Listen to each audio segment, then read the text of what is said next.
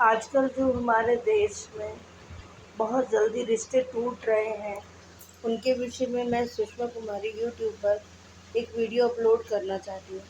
मैं कहना चाहती हूँ उन लोगों से, जिन लोगों की जिन पत्नियों का या फिर जिन पतियों का या फिर जिन लवरों का जो कभी नए रिश्ते में आने वाले हैं, वो लोगों में से कभी कभी किसी किसी का कहीं कहीं किसी के और के साथ अफेयर्स चलते हैं।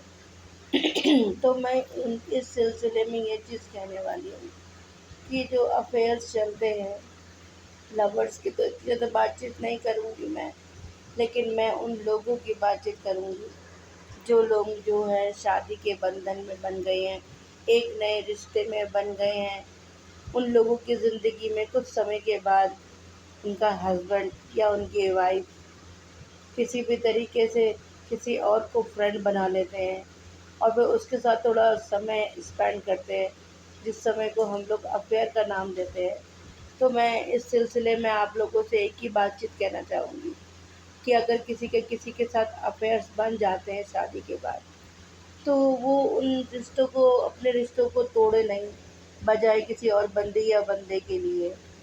तो मेरा पूरा की पूरा कहने का मतलब या मकसद ये है सर, कि मैं कहना चाहती हूँ कि वो इन रिश्तों को ना तोड़कर, जो व्यक्ति रिश्तों के बीच में घुसा या फिर कोई लेडी रिश्तों के बीच बीच में घुसी, उनको अपनी ज़िंदगी से निकाल फेंके और अपनी ज़िंदगी एक बार दोबारा नए सिरे से चालू करें।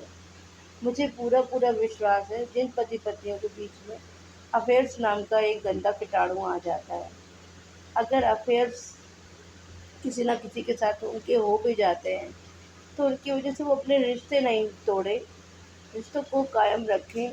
बजाय अगर उनके रिश्ते टूट रहे हैं अफेयर्स से, तो अफेयर्स क्यों ना ख़त्म कर दें हम, हमारे रिश्ते फिर से नए कायम हो जाएंगे।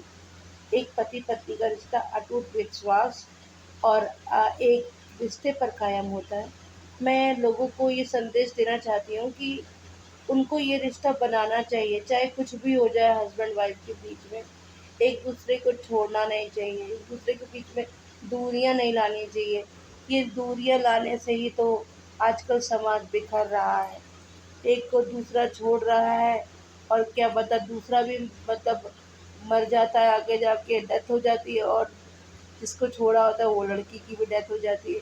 तो क्यों ना हमारी अगर जिसके साथ शादी हुई है, हम अच्छे और प्यारे ढंग से उसे निभाएं। और ये अफेयर्स वगैरह अगर जीवन में आ भी जाते हैं, तो इनको परे हट के हम फिर से एक नया जीवन शुरू करें। पता है प्यार कितना ज़्यादा अजीज होता है हस्बैंड वाइफ के बीच में। अगर वो कुछ समय के लिए वो प्यार कोई और लड़का या लड़की ले लेते हैं, तो जीवन में उस लड़की को या उस लड़की को निकाल दो अपने जीवन से और फिर से एक हस्बैंड वाइफ का प्यार शुरू करो। बस मैं अपने यूट्यूब के माध्यम से आपको यही संदेश देना चाहती हूँ। मैं सुषमा कुमारी यूट्यूब पर जो वीडियो अपलोड करती हूँ। नमस्कार।